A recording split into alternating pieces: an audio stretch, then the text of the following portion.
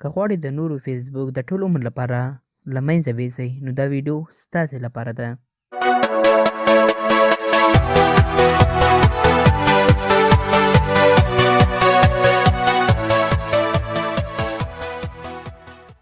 ګورو نننۍ ویډیو کې به تاسو در وښایي څنګه کولی شئ تاسو د یو چا فیسبوک ریپورټ کړئ، یعنې د هغه فیسبوک ریپورټ کړئ او هغه د ټول عمر لپاره له منځه ویستئ. که چیرې یو نفر یا ستاسې په نامه یا ستاسې د ملګري په نامه فیسبوک اکاونټ جوړ کړی دی یا غلط نشریات کوي، دا رقم یې له منځه ویسئ. خو د ویډیو شروع کولو څخه مخکې تاسو څخه یوه هیله ده چې د دې طریقې څخه ناوړه استفاده مه کوئ. دا طریقه یوازې او یوازې ستاسې د پوهاوي دپاره دی.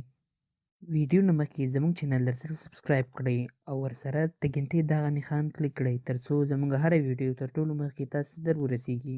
راځئ ملګرو چې طریقه درته وښایم. د طریقې دپاره به تاسې تر ټولو مخکې خپل فیسبوک ته لاړ شئ. فیسبوک نه بعد به هغه اکاونټ ته لاړ شئ د چا چې تاسې ریپورټ کول غواړئ. ریپورټ کولو په وخت کې به هغه تاسې مور باندې کلیک وکړئ. دا مور تاسې وینئ دې ټاکي دا به کلیک کړئ.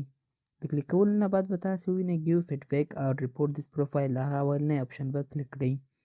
هغه چې کله تاسې کلیک کړئ تاسې په دې صفحه راسئ. دلته به تاسې بل هېڅ شی نه کلیک کوئ، کوم چې زه کلیک کوم دغه کلیک کوئ. فیک اکاونټ چې تاسې وینئ دویم اپشن ده، همدغه به تاسې کلیک کړئ. فیک اکاونټ کلیک کولو نه بعد به تاسې سینډ ووهئ. سینډ وهلو نه بعد به دلته تاسې دریم اپشن وینئ ریپورټ پروفایل، دغه به تاسې کلیک کړئ.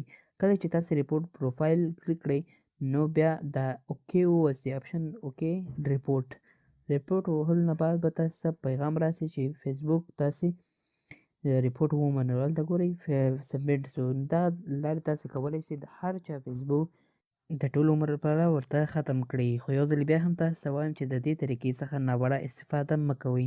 نو ملګرو دغه زموږ نننۍ ویډیو. د نورو ښکلو ویډیوګانو لپاره زموږ چینل درسره سبسکرایب کړئ، ویډیو درسره لایک او د نورو ملګرو سره یې شریک کړئ.